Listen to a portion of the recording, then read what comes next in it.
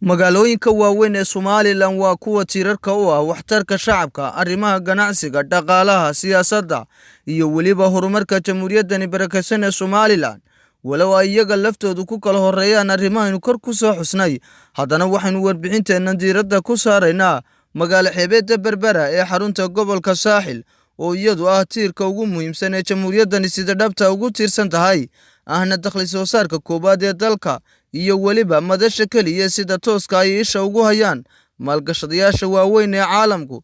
waana magaalo iftiin iyo ubax u ah horumarka jamhuuriyaddani Somaliland ku tallaabsatay, dhinaceedana ay yihiin taariikho gaamuray oo u baahan in shacabka dib loo xasuusiyo inta laga kari karo. xasuusaha maguurtada oo ay ka mid yihiin barbilowgii imaanshihii gumaystii Ingiriiska ee carrada Somaliland, shuruudihii xeeladda iyo caqliyadda lahaa ee haragga lagaga saxaxay gumaystii Ingiriiska, laguna xidhay inay yihiin dabar aanu dhaafi karin shuruudahaasi. sheekooyinkii jacaylka boodhari ee lagu qoray wargeysyada ugu waaweyn dunida waa sumadaha u calaamasan iyo taariikhda gunta dheer ee lagu xasuusto magaalada xadaaradda iyo ilbaaxnimada ee Berbera, xarunta gobolka Saaxil oo iyadu waqti xaadirkan hormuud ka ah magaalooyinka waaweyn ee Somaliland. marka loo eego bilicda dhismayaasha, horumarka wadooyinka iyo nashqadeynta jidadka, kaabayaasha dhaqaalaha iyo weliba soo jiidashada indhaha ganacsatada waaweyn ee dunida, isku xidhnaanta shacabka iyo mas'uuliyiinta gobolkan heer degme iyo heer gobol, isla markaasna ay meesha ku jirto iskacan qabashada, kor isu soo qaadida iyo weliba iska warhaynta midka baahan iyo kan xaaladda fiican ku jira. intaasiba waa asbaabaha magaaladani Berbera ka dhigay mid ka soo dhex muray magaalooyinka waaweyn ee Somaliland, isla markaasna ay u tahay magaalo u jihaysan beegsashada magaalooyinka waaweyn ee dunida horumartay. waana mid heryada lagu lingaxay adag tahay oo aan soo noqod lahayn sida ay qabaan shacabka iyo mas'uuliyiinta midka ee magaaladani Berbera.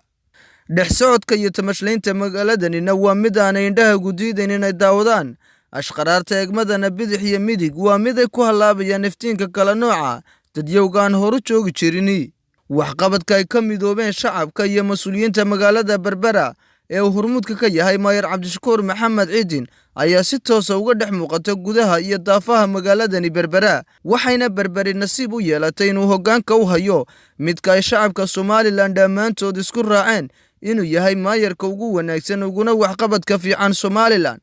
nasiibka keliya magaaladani Berbera ay dheer tahay magaalooyinka kale dalkana ay tahay hoggaaminta tolman ee Mayor Cabdishakuur Maxamed Ciidinka shacabkiisa la tashaday, horumarka iyo rareyntana ku jiheeyay. labaad aad baan soo dhaweynaya telefishinka Bidcaas oo waajibaadkiisa shaqo ku guda jira iyo anagoo shaqadeeda ku jirana kulankan na dhex maray aad baan runtii ugu faraxsanahay. magaalada Berbera waa wadnaha Somaliland weeye, waa dhaqdhaqaaqa Somaliland, waa indhaha Somaliland. marka waa inay ka turjintaa mar walba maadaama indhihii Somaliland tahay iyo dhaqdhaqaaqii Somaliland inay ahaato magaalo ka duwan magaalooyinka kale. runtii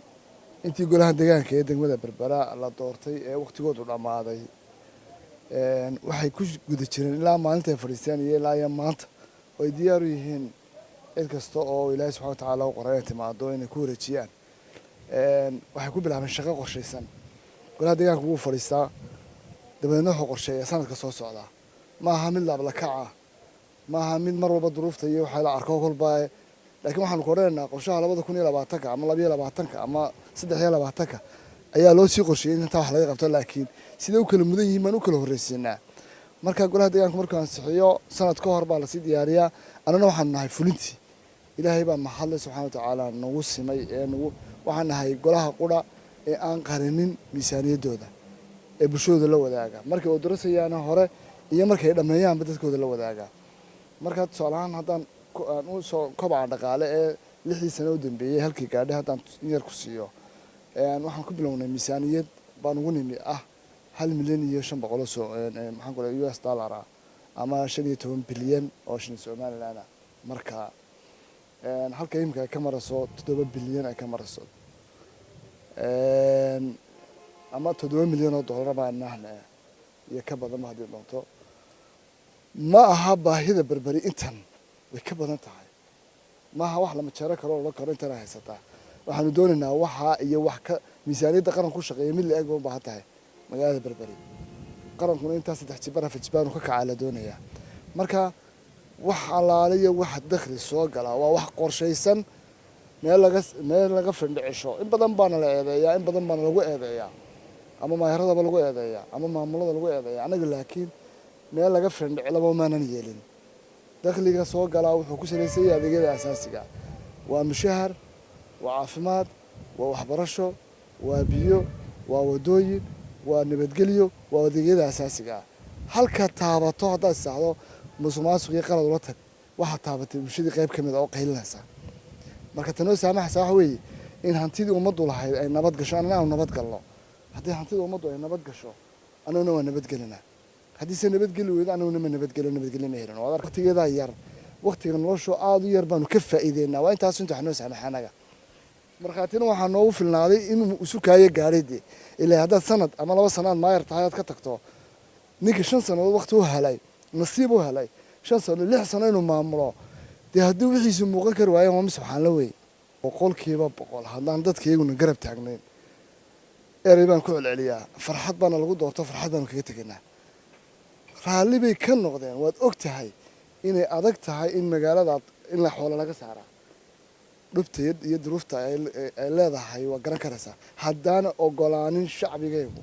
oo dadkaygu aanay ogolaanin isku kii garab taagan inay fahmin waxaan inaanay magaalada dan u ahayn oo miyi magaalada kala saaro miyi noqdo magaalada noqoto marnaba suurtagal may noqoteen shacbigayna garab taagan habeen iyo maalin waxaan duminaynaa oo aanu masaxnaa 50 sano 60 sano meel deganaa baan iyo nadiifinaa duminaa wada ka saarnaa raalli bay naga yihiin anaguna ma dayacno anaguna ma dulmino mana dayacno waqtigan iminka waxaan jecelahay inaan uga faa'iideysto 2 qodob labada qodob waxa weeye dadka reer Berbera waxaynu galnay cimiladeennii ay naqaanay bishii ugu dambeysay September baynu galnay galeynaa iminka insha Allah taala September markay naga dhamaato waxaynu galeynaa 5 bilood ee aynu naqaanay raaxada 5 bilood cimilo aanay inta kale dad adduunka intiisa badan helin baan helnaa anagu kuleelna maaha qabowna maaha qabow la qarqariyo bustayaal la hoodana maaha oo qofka dhiba kuleel dareento kuleelna maaha marka waxaan leeyahay waxaanu naqaanaa cimilada maadaama aynu gudaafadihii uskagii faraha badnaa magaalada ka jarnay waxa weli ku sii haray waxaan leenahay guri walba wuxuu leeyahay suuli iyo bilaacad bisha 9aad markaynu gaarno qof walba ha u diyaar garoobo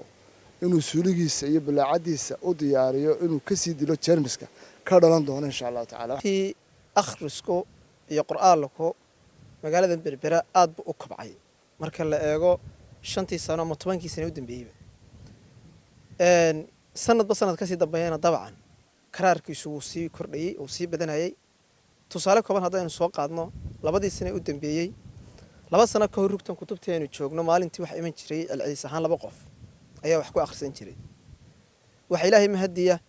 in maanta ay ku akhristaan oo ay yimaadaan mararka qaar 70 qof iyo 50 qof celcelis ahaan bishii waxa imanayay 2 sano ka hor ama sanad iyo bar ka horba tira ah bisha oo dhan 50 qof ilaa 60 qof waxa Ilaahay mahadiya in maanta intaas timaado maalin kaliyato horumarka gobolka saaxil amba gobolka degmada Berbera marka laga hadlayo horumarka lixaadka leh marka laga soo bilaabo 2015kii up to now isbedel aad u weyn ayaa gobolka ka muuqda haday noqoto dhismayaashii haday noqoto ganacsiga soo koraya haday noqoto wadooyinkii dib habeen lagu sameeyay haday noqoto doorka ay dhalinyartu ku leeyihiin gobolka iyo degmahanta horta marka runtii la sheegayo isbedelku waa isbedel aad saameyn u leh oo hormood ka yahay maayarka gobolka Cabdishakuur Maxamed Xasan Ciidin runtii xaqabadku wuxuu ku imaadaa markasta isku xidhnaanta madaxda gobolka iyo bulshada marka horumarkan gobolka sanadihii u dambeeyay wuxuu ku yimi dadkii bulshadii gobolka ku dhaqnayd iyo madaxdii maamuleysay dadkan ayaa isku xidhan marka Soomaaliya wax ku maamada gacmahooda jir bay wax ku gooyaan marka isku xidhnaanta awgeed ayaa keentay horumarkan ka muuqda gobolka saaxil waa Maxamed Cabdilaahi Maxamed Andar iyo Cabdirasaaq Qaasin telefishinka caalamiga ee badda 24 magaalada Berbera.